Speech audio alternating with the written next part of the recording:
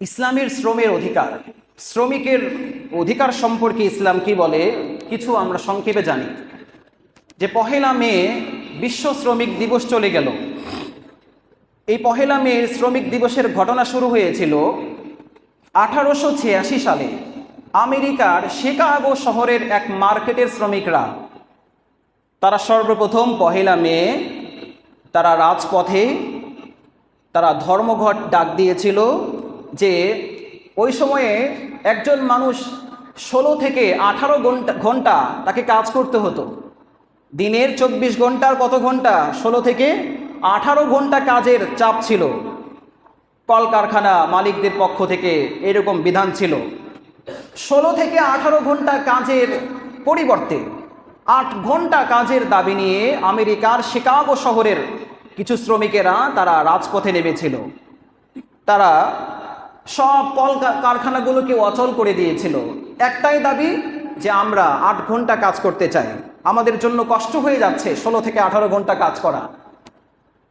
তারা 3রা মে 1986 সালের না 1886 সালের 3রা মে তারা একটা সমাবেশ করে। এই সমাবেশে পুলিশ তাদেরকে হামলা চালায়। হামলা চালিয়ে 6 জন শ্রমিককে তারা নিহত করে। এর প্রতিবাদে 4ঠা মে আরও ব্যাপকভাবে বিক্ষোভ সমাবেশ শুরু হয় আমেরিকাতে। তখন এ পর্যায়ে পুলিশ এবং সাধারণ খেটে খাওয়া দিনমজুর মানুষগুলো মারমুখী পর্যায়ে যায়। 7 জন পুলিশ নিহত হয় এবং 4 জন শ্রমিককে নির্মমভাবে হত্যা করা হয়। পরিশেষে 10ই মে প্রহসনের বিচারের মাধ্যমে যারা এই আন্দোলনকে বেগবান করেছিল, নেতৃত্ব দিয়েছিল, 4 জন শ্রমিককে প্রকাশ্যে ফাঁসির কাষ্ঠে ঝোলানো হয়। এক পর্যায়ে আন্দোলন আরও বেগবান হয়। পরিশেষে তৎকালীন সরকার এবং মালিক পক্ষ শ্রমিকদের কাছে নত স্বীকার করে তাদের দাবি দাওয়াগুলোকে মেনে নেয় যে ঠিক আছে, এখন থেকে দৈনিক 16-17 ঘন্টা কাজের পরিবর্তে 8 ঘন্টা কাজের বিধান চালু করা হলো। সেই যে শুরু হয়েছে পহেলা মে শ্রমিকদের আন্দোলন, এই আন্দোলনকে জাতিসংঘ তারা স্বীকৃতি দিয়েছে এবং বিশ্বব্যাপী কে হয় সেদিন পহেলা মে শ্রমিক দিবস পালিত হয়ে আসছে। আমার প্রিয় ভাইরা, বলার উদ্দেশ্য হলো যে একজন শ্রমিক, খেটে খাওয়া দিনমজুর মানুষ যখন থেকে সে এই স্লোগান দিতে শুরু করেছে, দুনিয়ার মজদুর এক হও এক হও স্লোগান দিতে শুরু করেছে, তারও 1400 বছর পূর্বে ইসলাম শ্রমের অধিকার এবং শ্রমিকের মর্যাদা সম্পর্কে সে সুনিশ্চিতভাবে ধারণা দিয়েছে। 200 বছর আগে সর্বোচ্চ ধরেন তারা শ্রমের অধিকার নিয়ে রাজপথে নেমেছে, কিন্তু 1400 বছর আগে ইসলাম আমাদেরকে শ্রমিকের অধিকার, শ্রমের মর্যাদা প্রতিষ্ঠা করে গেছে। রাসূলুল্লাহ সাল্লাল্লাহু আলাইহি ওয়াসাল্লাম তিনি তার দ্ব্যর্থহীন ভাষায় বলেছেন, আল কাসিবু হাবিবুল্লাহ, শ্রমের মাধ্যমে জীবিকা নির্বাহকারী সে আল্লাহ পাকের বন্ধু। সুবহানাল্লাহ বলেন। রাসূলুল্লাহ সাল্লাল্লাহু আলাইহি ওয়াসাল্লাম আরো বলেন, ইন্না মিন আতিয়াবি, সুনান আবু দাউদ হাদিস নাম্বার 353, ইন্না মিন আতিয়াবি মা আকালা রাজুলু মিন কাসবিহি, একজন মানুষ নিজের বাহুবলে উপার্জন করার মাধ্যমে যে সম্পদ অর্জন করে, যা সে খায়, রিজিক হিসেবে যা সে পায়, এটা দুনিয়ার সকল খাদ্যের মধ্যে শ্রেষ্ঠতম খাদ্য। সুবহানাল্লাহ বলেন। তাহলে শ্রমিকের মর্যাদা, শ্রমের অধিকার ইসলাম দিয়েছে কি দেয় নাই? দিয়েছে। রাসূলুল্লাহ সাল্লাল্লাহু আলাইহি সাল্লাম আরো বলেছেন শ্রমিকের অধিকার, শ্রমের মর্যাদা সম্পর্কে বলেছেন, কাসবুল হালালি ফারিদাতুন বা'দাল ফারিদা, হালাল উপার্জন করা এটা ফরজ, অন্যান্য ফরজ বিধানগুলো পালন করার পরে।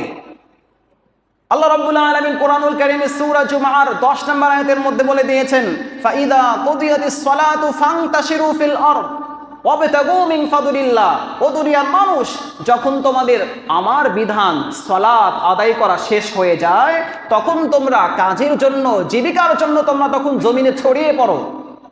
তাহলে ইসলাম শ্রমের এবং পরিশ্রমের প্রতি উদ্বুদ্ধ করেছেন। ইসলাম এ কথা কখনোই বলে না যে বাপ দাদার সম্পত্তির উপরে হাতের উপর হাত রেখে পায়ের উপর পা তুলে শুধু বসে বসে খাবেন, এ কথা ইসলাম বলে না। ইসলাম আপনাকে শ্রম বিনিয়োগ করতে বলে। ইসলাম আপনাকে পরিশ্রম করতে বলে। কোন নবীর জীবন আপনি খুঁজে পাবেন না এমন যে নবী শুধুমাত্র বসে বসে খেয়েছে। প্রত্যেক নবী কাজ করেছে। পৃথিবীর সকল শিল্পই আল্লাহ পাকের সৃষ্টি। এই পৃথিবীর যত শিল্প আছে, যত কারিগরি আছে, সবগুলো কোনো না কোনো নবীর হাত দিয়েই আল্লাহ পাক শুরু করেছেন। এই যে কৃষিকাজ শুরু হয়েছে কার মাধ্যমে? সাইয়্যিদুনা আদম আলাইহিস সালাম। আদম আলাইহিস সালাম যখন জান্নাত থেকে দুনিয়াতে আসলেন, জিবরাইল আমিন জান্নাত থেকে কিছু গম, কিছু চাল এগুলো নিয়ে আসলেন তার কাছে, কিছু ডাল, পেঁয়াজ, রসুন নিয়ে আসছেন। এসে বলছেন যে আদম নবী, আপনি এগুলো জমিনে পুঁতে রাখেন, সেখান থেকে যখন শস্য গজাবে সেগুলো আপনি কি করবেন? শস্য কেটে মাড়াই করে সেগুলো থেকে রুটি তৈরি করে খাবেন। কেন?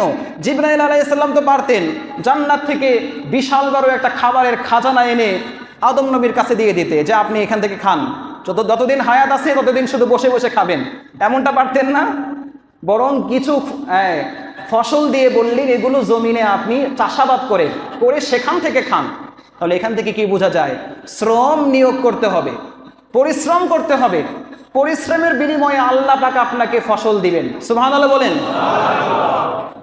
সাইয়্যিদুনা দাউদ আলাইহিস সালাম, তিনি আল্লাহ পাক তাকে এত বেশি শক্তি দিয়েছিলেন, তাকে অলৌকিক ক্ষমতা দিয়েছিলেন, তিনি কোনো লোহার মধ্যে হাত দিলে সেই লোহা মোমের মতো নরম হয়ে যেত। সুবহানাল্লাহ বলেন।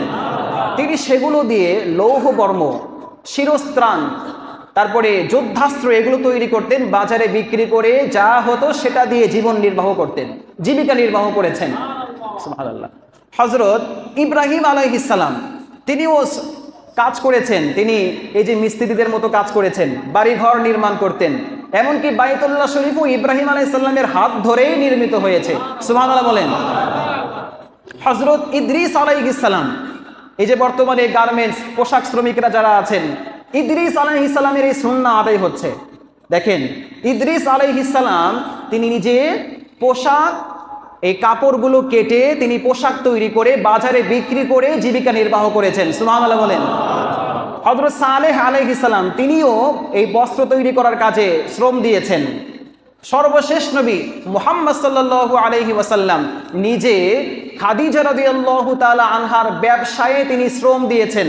এমনকি রাসূলুল্লাহ সাল্লাল্লাহু আলাইহি ওয়াসাল্লাম মাঠে বকরি চড়িয়ে তার মাধ্যমে তিনি জীবিকা নির্বাহ করেছেন। সুবহানাল্লাহ বলেন। মুসা আলাইহিস সালাম, তিনি নিজেও কি করেছেন? শ্বশুরের বকরি চড়িয়েছেন। হ্যাঁ, কোরআনের আয়াতের মাধ্যমে এসেছে। শ্বশুর যখন তিনি শুআয়ব আলাইহিস সালামের বড় মেয়েকে বিবাহ করলেন, বললেন যে আচ্ছা মুসা, তোমার এখন দায়িত্ব হলো আমার এই বকরিগুলো মাঠে নিয়ে যাবা, মাঠে চড়ায়া আবার বিকালে নিয়ে আসবা। তাহলে দেখেন নবী মুসা তিনিও কি করেছেন? কাজ করেছেন। আমার প্রিয় ভাইয়েরা, শেষ করে দিচ্ছি। আমাদের বলার উদ্দেশ্য হলো পৃথিবীর কোনো শ্রমকে ছোট করে দেখতে নাই। যে কোনো পেশাজীবীর মানুষকে মূল্যায়ন করা, হোক সেটা ছোট পেশা, হোক সেটা বড় পেশা, সবগুলোকে কি করা বলেন?